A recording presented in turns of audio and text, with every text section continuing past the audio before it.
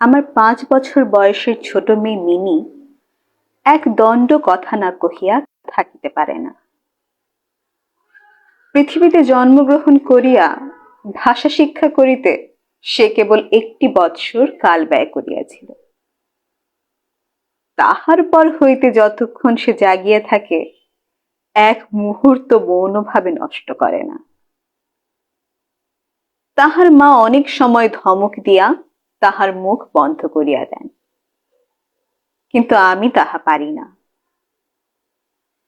Mini চুপ করিয়া থাকিলে এমনই অস্বাভাবিক দেখিতে হয় যে সে আমার বেশিক্ষণ সহ্য হয় না।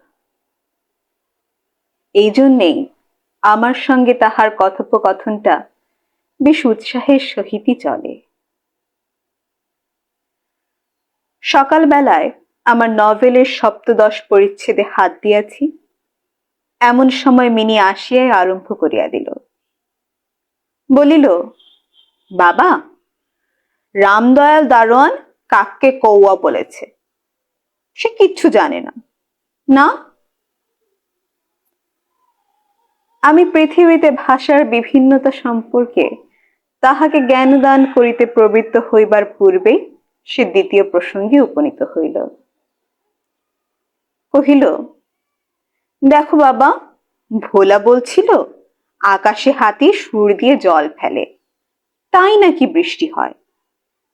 ও মা, ভোলা এত মিছি মিছি বকতে পারে? কে বলি বকে, দিন রাত বকে।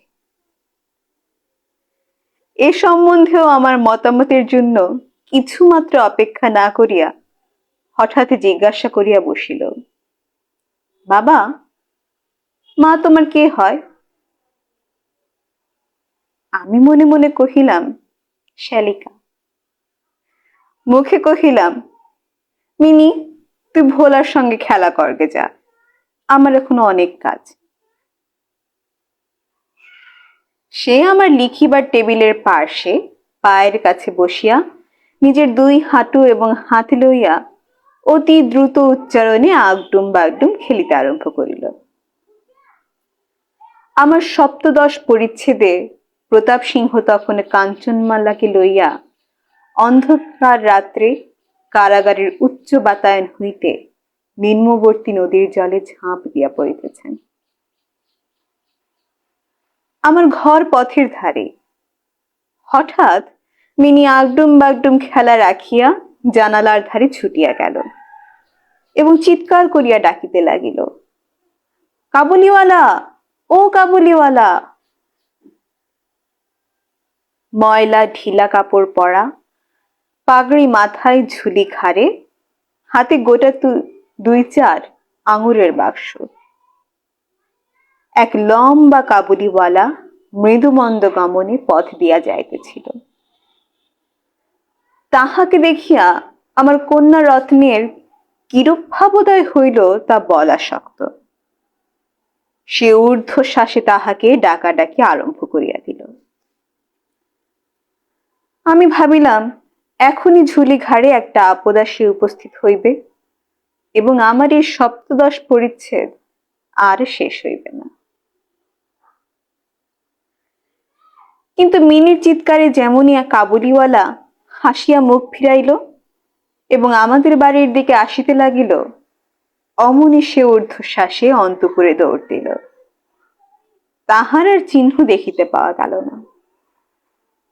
আমার মনের মধ্যে একটা অন্ধবিশ্বাসের মতো ছিল যে সে ভাবত ওই ঝুলিটার ভেতর সন্ধান করিলে তাহার মতো 2-4টে জীবিত মানব সন্তান পাইলেও পাওয়া যাইতে পারে।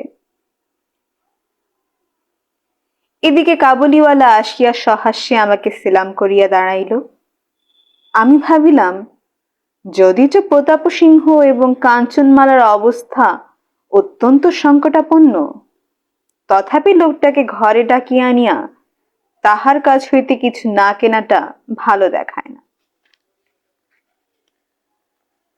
কিছু কেনা গেল, তাহার পর 5টা কথা আসিয়া পড়িল। আব্দুর রহমান, রুশ, ইংরাজ প্রভৃতিকে লইয়া সীমান্ত রক্ষানীতি সম্বন্ধে গল্প চলিতে লাগিল। অবশেষে উঠিয়া যাইবার সময় সে জিজ্ঞাসা করিল, বাবু, তোমার লড়কি গেল কোথায়? আমি মিনির অমূলক ভয় ভাঙাইয়া দেবার অভিপ্রায়ে তাহাকে অন্তঃপুর হইতে ডাকাইয়া আনিলাম। সে আমার গা ঘেঁষিয়া কাবুলিওয়ালার মুখ এবং তার ঝুলির দিকে সন্দেহের নেত্রক্ষেপ করিয়া দাঁড়াইয়া রইল। কাবুলি ঝুলির মধ্য হইতে কিশমিশ খোবানি বের করিয়া তাহাকে দিতে গেল, সে কিছুতেই লইল না। দ্বিগুণ সন্দেহের সহিত আমার হাঁটুর কাছে সংলগ্ন হইয়া রইল। তাহাদের প্রথম পরিচয়টা এমনি ভাবেই গেল।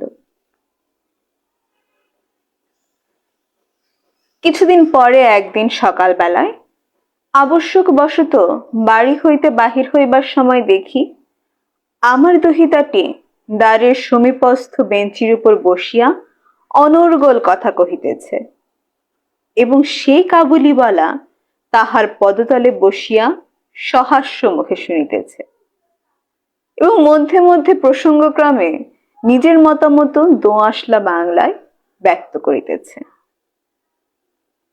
মিনির পঞ্চবর্ষীয় জীবনের অভিজ্ঞতায় বাবা ছাড়া এমন ধৈর্যবান শ্রোতা সে কখনো পায় নাই। আবার দেখিলাম তাহার ক্ষুদ্র আঁচলটি বাদাম কিসমিসে পরিপূর্ণ। আমি কাবুলিওয়ালাকে বলিলাম, উহাকে এসব কেন দিয়াছ? অমন আর দিও না বলিয়া পকেট হইতে একটি আধুলি লইয়া তাহাকে দিলাম। সেও অসংকোচে আধুলি গ্রহণ করিয়া ঝুলিতে পুরিল। বাড়িতে ফিরিয়া আসিয়া দেখি সেই আধুলিটি লইয়া 16 আনা গোলযোগ বাঁধিয়া গিয়াছে। মিনির মা একটা শ্বেত চকচকে গোলাকার পদার্থ লইয়া ভর্ৎসনার স্বরে মিনিকে জিজ্ঞাসা করিতেছেন, তুই এই আধুলি কোথায় পেলি? মিনি বলিতেছে, কাবুলিওয়ালা দিয়েছে। তাহার মা বলিতেছেন, কাবুলিওয়ালার কাছ থেকে আধুলি তুই কেন নিতে গেলি? মিনি ক্রন্দনের উপক্রম করিয়া কহিতেছে, আমি চাইনি, সে আপনি দিলে। আমি আসিয়া মিনিকে তাহার আসন্ন বিপদ হইতে উদ্ধার করিয়া বাহিরে লইয়া গেলাম। সংবাদ পাইলাম কাবুলিওয়ালার সহিত মিনির এই যে দ্বিতীয় সাক্ষাৎ তাহা নহে। ইতিমধ্যে সে পায় প্রত্যহ আসিয়া পেস্তা বাদাম ঘুষ দিয়া মিনির ক্ষুদ্র হৃদয়টুকু অনেকখানি অধিকার করিয়া লইয়াছে। দেখিলাম এই দুটি বন্ধুর মধ্যে গুটি কতক বাঁধা কথা এবং ঠাট্টা প্রচলিত আছে। যেমন রহমতকে দেখিবা মাত্র আমার কন্যা হাসিতে হাসিতে জিজ্ঞাসা করিত, কাবুলিওয়ালা, ও কাবুলিওয়ালা, তোমার ঝুলির ভিতর কি? রহমত একটা অনাবশ্যক চন্দ্রবিন্দু যোগ করিয়া হাসিতে হাসিতে উত্তর করিত, হাতি। অর্থাৎ তাহার ঝুলির ভিতরে যে একটি হস্তি আছে, এইটি তাহার পরিহাসের সূক্ষ্ম মর্ম। খুব যে বেশি সূক্ষ্ম তাহা বলা যায় না, তথাপি এই পরিহাসে উভয়ই বেশ একটু কৌতুক অনুভব করিত এবং শরৎকালের প্রভাতে একটি বয়স্ক এবং একটি অপ্রাপ্ত বয়স্ক শিশুর সরল হাস্য দেখিয়া আমারও বেশ লাগিত। উহাদের মধ্যে আরো একটি কথা প্রচলিত ছিল।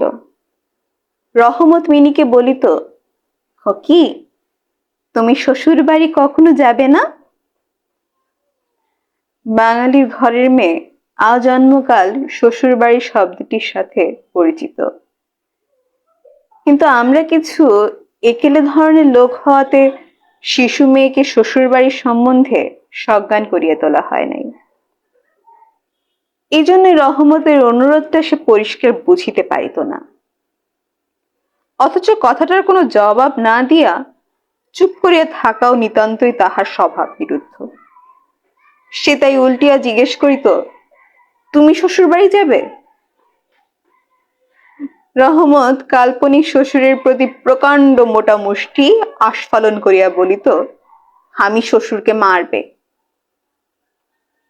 শুনিয়া মিনি শ্বশুর নামক কোন এক অপরিচিত জীবের দুরবস্থা কল্পনা করিয়া অত্যন্ত হাসিত।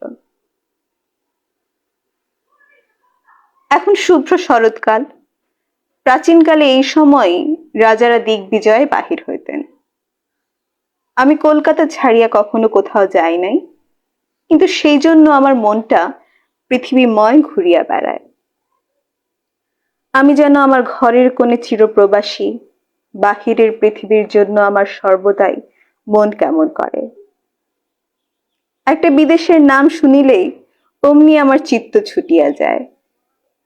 তেমনি বিদেশি লোক দেখলেই অমনি নদী পর্বত অরণ্যের মধ্যে একটা কুটিরের দৃশ্য আমার মনে উদয় হয় এবং একটা উল্লাসপূর্ণ স্বাধীন জীবনযাত্রার কথা কল্পনায় জাগিয়া ওঠে। এদিকে আবার আমি এমনই উদ্ভিজ প্রকৃতি যে আমার কোনটুকু ছাড়িয়া আমার বাহির হইতে গেলেই মাথায় বজ্রাঘাত হয়। এজন্যই সকালবেলায় আমার ছোট ঘরে টেবিলের সামনে বসিয়া এ কাবুলির সঙ্গে গল্প করিয়া আমার অনেকটা ভ্রমণের কাজ হইত। দুই ধারে বন্ধুর দুর্গম দগ্ধ রক্তবর্ণ উচ্চগিরি শ্রেণী, মাঝে সংকীর্ণ মরুপথ, বোঝাই করা উটের শ্রেণী চলিতেছে, পাগড়ি পরা বণিক ও পথিকেরা কেহ বা উটের পরে কেহ বা পদব্রজে, কাহারো হাতে বর্ষা, কাহারো হাতে সেকেলে চকমুকি ঠোকা বন্দুক।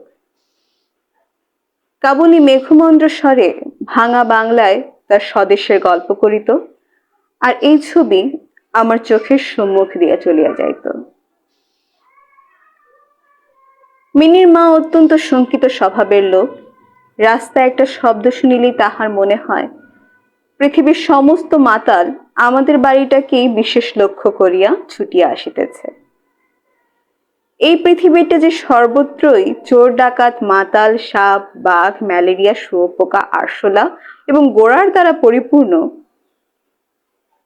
এতদিন পৃথিবীতে বাস করিয়াও সে বিভীষিকা তাহার মন হইতে দূর হয় নাই। রহমত কাবুলিওয়ালা সম্বন্ধে তিনি সম্পূর্ণ নিঃসংশয় ছিলেন না। তাহার প্রতি বিশেষ দৃষ্টি রাখিবার জন্য তিনি আমাকে বারবার অনুরোধ করিতেন। আমি তাহার সন্দেহ হাসিয়া উড়াইয়া দেবার চেষ্টা করিলেও তিনি পর্যায়ক্রমে আমাকে গুটিকত প্রশ্ন করিলেন। এক, কখনো কি কাহারও ছেলে মেয়ে চুরি যায় না? দুই, কাবুল দেশে কি দাস ব্যবসা প্রচলিত নাই? এবং তিন, একজন প্রকাণ্ড কাবুলির পক্ষে একটা ছোট ছেলে চুরি করিয়া লইয়া যাওয়া একেবারেই কি অসম্ভব? আমাকে মানিতে হইল ব্যাপারটা যে অসম্ভব তাহা নহে, কিন্তু অবিশ্বাস্য। বিশ্বাস করিবার শক্তি সকলের সমান নয়। এই জন্যই আমার স্ত্রীর মনে ভয় রহিয়া গেল। কিন্তু তাই বলিয়া বিনা দোষে রহমতকে আমাদের বাড়িতে আসিতে নিষেধ করিতে পারিলাম না। প্রতি বৎসর মাঘ মাসের মাঝামাঝি রহমত দেশে চলিয়া যায়। এই সময়টা সমস্ত পাওনার টাকা আদায় করিবার জন্য সে বড় ব্যস্ত থাকে।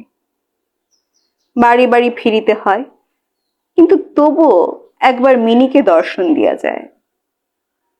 দেখিলে বাস্তবিকই মনে হয় যে উভয়ের মধ্যে যেন একটা গভীর ষড়যন্ত্র চলিতেছে। সকালে যেদিন আসিতে পারে না, সেদিন দেখি সন্ধ্যার সময় আসিয়াছে। অন্ধকারে ঘরের কোণে সেই ঢিলে ঢালা জামা পায়জামা পরা সেই ঝোলাঝুলিওয়ালা লম্বা লোকটাকে দেখিলে বাস্তবিক হঠাৎ মনের ভেতরে একটা আশঙ্কা উপস্থিত হয়। কিন্তু যখন দেখি মিনি কাবুলিওয়ালা কাবুলিওয়ালা এরকম করে চিৎকার করিয়া হাসিতে হাসিতে ছুটিয়া আসে এবং দুই অসম বয়সী বন্ধুর মধ্যে পুরাতন সরল পরিহাস চলিতে থাকে, তখন সমস্ত হৃদয় প্রসন্ন হয়ে ওঠে। একদিন সকালে আমার ছোট ঘরে বসিয়া প্রুফশিট সংশোধন করিতেছি। বিদায় লইবার পূর্বে আজ 2-3 দিন হইতেই শীতটা খুব কনকনে উঠিয়া হইতেছে। চারিদিকে একেবারে হিহিকার পড়িয়া গেছে। জানালা ভেদ করিয়া সকালের রৌদ্রটি টেবিলের নিচে আমার পায়ের উপর আসিয়া পড়িয়াছে। সে উত্তাপটুকু বেশ মধুর বোধ হইতেছে। বেলা বোধ করি 8টা হইবে। গলায় মাথায় গলাবন্ধ জড়ানো উষাচরগণ প্রাতঃভ্রমণ সমাধা করিয়া প্রায় সকলেই ঘরে ফিরিয়া আসিয়াছে। এমন সময় রাস্তায় ভারী একটা গোল শোনা গেল। চাহিয়া দেখি আমাদের রহমতকে 2 পাহারাওয়ালা বাঁধিয়া লইয়া আসিতেছে। তাহার পশ্চাতে কৌতূহলী ছেলের দল চলিয়াছে। রহমতের গাত্রবস্ত্রে রক্তচিহ্ন এবং একজন পাহারাওয়ালার হাতে রক্তাক্ত ছোড়া।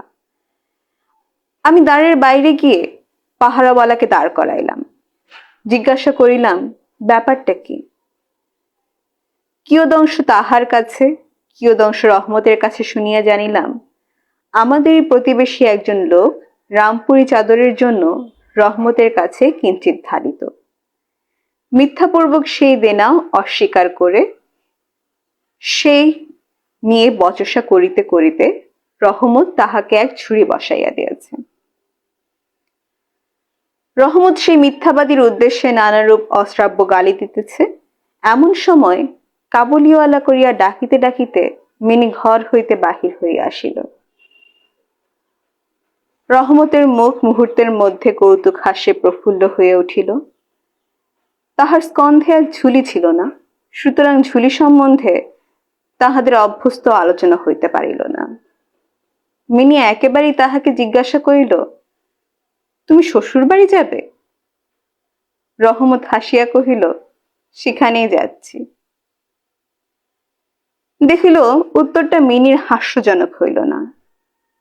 তখন হাত দেখাইয়া কহিল, শ্বশুরকে মারিতাম, কিন্তু কি করিব, হাত বাঁধা তো। সাংঘাতিক আঘাত করার অপরাধে কয়েক বৎসর রহমতের কারাদণ্ড হইল। তাহার কথা এক প্রকার ভুলেই গেলাম। আমরা যখন ঘরে বসিয়া অভ্যস্ত মতো নিত্য কাজের মধ্যে দিনের পর দিন কাটাইতাম, তখন একজন স্বাধীন পর্বতচারী পুরুষ কারাপ্রাচীরের মধ্যে কেমন করিয়া বর্ষযাপন করিতেছে তা আমাদের মনে উদয় হইত না। কত বৎসর কাটিয়া গেল, আর একটি শরৎকাল আসিয়াছে। আমার মিনির বিবাহের সম্বন্ধ স্থির হইয়াছে। পূজার ছুটির মধ্যে তাহার বিবাহ হইবে। কৈলাসবাসিনীর সঙ্গে সঙ্গে আমার ঘরের আনন্দময়ও পিতৃভবন অন্ধকার করিয়া পতিগৃহে যাত্রা করিবে। প্রভাতটি অতি সুন্দর হইয়া উদয় হইয়াছে। বর্ষার পরে এই শরতের নতুন ধৌত রৌদ্র যেন সোহাগে গলানো নির্মল সোনার মতো রং ধরিয়াছে। এমনকি কলিকাতার গলির ভেতরকার ইষ্টক জর্জর অপরিচ্ছন্ন ঘেঁষাঘেঁষি বাড়িগুলোর উপরেও এই রৌদ্রের আভা একটা অপরূপ লাবণ্য বিস্তার করিয়াছে। আমার ঘরে আজ রাত্রি শেষ হইতে না হইতেই সানাই বাজিতেছে। সে বাঁশি আমার বুকের পঞ্জরের হাড়ের মধ্যে কাঁদিয়া কাঁদিয়া বাজিয়া উঠিতেছে। আজ আমার মিনির বিবাহ। সকাল হইতে ভারী গোলমাল, লোকজনের আনাগোনা, উঠানে বাঁশ বাঁধিয়া পাল খাটানো হইতেছে, হাঁক ডাকের সীমা নাই। আমি আমার লিখিবার ঘরে বসিয়া হিসাব দেখিতেছি। এমন সময় রহমত আসিয়া সেলাম করিয়া দাঁড়াইল। আমি প্রথমে তাহাকে চিনিতে পারি নাই। তাহার সে ঝুলি নাই, তাহার সে লম্বা চুল নাই, তাহার শরীরে পূর্বের মতো সে তেজও নাই। অবশেষে তাহার হাসি দেখিয়া তাহাকে চিনিতে পারিলাম। কহিলাম, কিরে রহমত, কবে আসলি? সে উত্তর করিল, কাল সন্ধ্যাবেলায় সে জেল হইতে খালাস পেয়েছে। কথাটা শুনিয়া কেমন যেন কানে খট করিয়া উঠিল। কোনো খুনিকে কখনো প্রত্যক্ষ দেখি নাই, ইহাকে দেখিয়া সমস্ত অন্তঃকরণ যেন সংকুচিত হইয়া গেল। আমার ইচ্ছা করিতে লাগিল, আজিকার এই শুভ দিনে এই লোকটা এখান হইতে গেলেই যেন ভালো হয়। আমি তাহাকে বলিলাম, আজ আমাদের বাড়িতে একটা কাজ আছে, আমি কিছু ব্যস্ত আছি, তুমি আজ যাও। কথাটা শুনিয়াই সে তৎক্ষণাৎ চলিয়া যাইতে উদ্যত হইল, কিন্তু দরজার কাছে গিয়া একটু ইতস্তত করিয়া কহিল, খুকিকে একবার দেখতে পাবো না? তাহার মনে বুঝি বিশ্বাস ছিল মিনি সেরকমই আছে, যেন সে মনে করিয়াছিল মিনি আবার সেই পূর্বের মতো কাবুলিওয়ালা করিয়াই তাহার দিকে ছুটিয়া আসিবে। আমি কহিলাম, আজ বাড়িতে কাজ আছে, আজ আর কাহারও সহিত দেখা হইতে পারিবে না। সে যেন কিছু ক্ষুণ্ণ হইল, স্তব্ধভাবে দাঁড়াইয়া একবার স্থির দৃষ্টিতে আমার মুখের দিকে চাহিল, তারপর দ্বারের বাহির হইয়া গেল। আমার মনে কেমন যেন একটু ব্যথা বোধ হলো। মনে করিতেছি তাহাকে ফিরিয়া ডাকিব, এমন সময় দেখি সে আপনি ফিরিয়া আসিতেছে। কাছে আসিয়া সে কহিল, এই আঙুর এবং কিঞ্চিত কিশমিশ খুকির জন্য আনিয়াছিলাম, তাহাকে দিবেন। আমি সেগুলো লইয়া দাম দিতে উদ্যত হইলেই সে হঠাৎ আমার হাত চাপিয়া ধরিয়া কহিল, আপনার বহুত দয়া, আমার চিরকাল স্মরণ থাকিবে, কিন্তু আমাকে পয়সা দিবেন না। তোমার যেমন একটা লাড়কি আছে, আমারও দেশে একটা আছে, আমি তাহারই মুখখানি স্মরণ করিয়া তোমার খুকির জন্য কিছু মেওয়া হাতে নিয়ে আসি, সওদা করিতে আসি না। এই বলিয়া সে আপনার মস্ত ঢিলা জামাটার ভিতর হাত চালাইয়া দিয়া বুকের কাছ থেকে এক টুকরো ময়লা কাগজ বের করল। বহু সযত্নে ভাঁজ খুলিয়া দুই হস্তে আমার টেবিলের উপর তা মেলিয়া ধরিল। দেখিলাম কাগজের উপর একটা ছোট হাতের ছাপ, ফটোগ্রাফ নহে, তেলের ছবিও নহে। হাতে খানিকটা ভূষা মাখাইয়া কাগজের উপরে তাহার চিহ্ন ধরিয়াছে। কন্যার এই স্মরণ চিহ্নটুকু বুকের কাছে লইয়া রহমত প্রতি বৎসর কলিকাতার রাস্তায় মেওয়া বেচিতে আসে। দেখি আমার চোখ ছলছল করিয়া আসিল। তখন সে যে একজন কাবুলি মেওয়াওয়ালা আর আমি যে একজন বাঙালি সম্ভ্রান্ত বংশীয়, তাহা ভুলিয়া গেলাম। তখন বুঝিতে পারিলাম সেও আমি, আমিও সে। সেও পিতা, আমিও পিতা। তাহার পর্বত গৃহবাসিনী ক্ষুদ্র পার্বতীর সে হস্তচিহ্ন আমারই মিনিকে যেন স্মরণ করাইয়া দিল। আমি তৎক্ষণাৎ তাহাকে অন্তঃপুর হইতে ডাকিয়া পাঠাইলাম। অন্তঃপুরে ইহাতে অনেক আপত্তি উঠিয়াছিল, কিন্তু আমি কিছুতেই কর্ণপাত করিলাম না। রাঙা চেলি পড়া কপালে চন্দনাকা বধূবেশিনী মিনি সলজ্জভাবে আমার কাছে আসিয়া দাঁড়াইল। তাহাকে দেখিয়া কাবুলিওয়ালা প্রথমটা থতমত খাইয়া গেল, তাহাদের পুরাতন আলাপ জমাইতে পারিল না। অবশেষে একটু হাসিয়া কহিল, খুকি, তুমি শ্বশুর বাড়ি যাবি? মিনি এখন শ্বশুর বাড়ির অর্থ বোঝে। সে আর পূর্বের মতো উত্তর দিতে পারিল না। রহমতের প্রশ্ন শুনিয়া লজ্জায় আরক্ত হইয়া মুখ ফিরাইয়া দাঁড়াইল। কাবুলিওয়ালার সহিত মিনির যেদিন প্রথম সাক্ষাৎ হইয়াছিল, আমার সেই দিনের কথা মনে পড়িয়া গেল। মনটা কেমন যেন ব্যথিত হইয়া উঠিল। মিনি চলিয়া গেলেও একটা গভীর দীর্ঘ নিঃশ্বাস ফেলিয়া রহমত মাটিতে বসিয়া পড়ে। হঠাৎ করে সে যেন স্পষ্ট বুঝিতে পেরেছে তাহার মেয়েটিও ইতিমধ্যে এইরূপ বড় হইয়াছে, তাহার সঙ্গেও আবার নতুন করিয়া আলাপ করিতে হইবে। ঠিক পূর্বের মতো করে সে আর পাবে না। এই 8 বছরে তাহার কি হইয়াছে তাই বা কে জানে। সকালবেলায় শরতের স্নিগ্ধ রৌদ্র কিরণের মধ্যে সানাই বাজিতে লাগিল।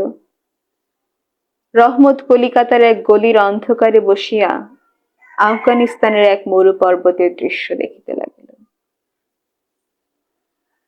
আমি একখানি নোট বাহির করিয়া তাহাকে দিলাম, বলিলাম, রহমত, তুমি দেশে তোমার মেয়ের কাছে ফিরিয়া যাও। তোমাদের মিলন সুখে আমার মিনির কল্যাণ হোক। এই টাকাটা দান করিয়া হিসাব হইতে উৎসব সমারোহের দুটো একটা অঙ্গ ছাটিয়া দিতে হইল। যেমন করিয়া মনে করিয়াছিলাম তেমন করিয়া ইলেকট্রিক আলো জ্বালাইতে পারিলাম না। গড়ের বাদ্য আসিল না। অন্তঃপুরে এই নিয়ে মেয়েরা অত্যন্ত অসন্তোষ প্রকাশ করিতে লাগিল। কিন্তু মঙ্গল আলোকে আমার উৎসব শুভ ও উজ্জ্বল হইয়া উঠিল। শেষ হলো আমাদের আজকের আয়োজন। এতক্ষণ সাথে থাকার জন্য সবাইকে অনেক ধন্যবাদ। দেখা হচ্ছে পরবর্তী পর্বে। সে পর্যন্ত সবাই ভালো থাকবেন, সুস্থ থাকবেন এবং রিদিতা শেহরিনের সাথেই থাকবেন।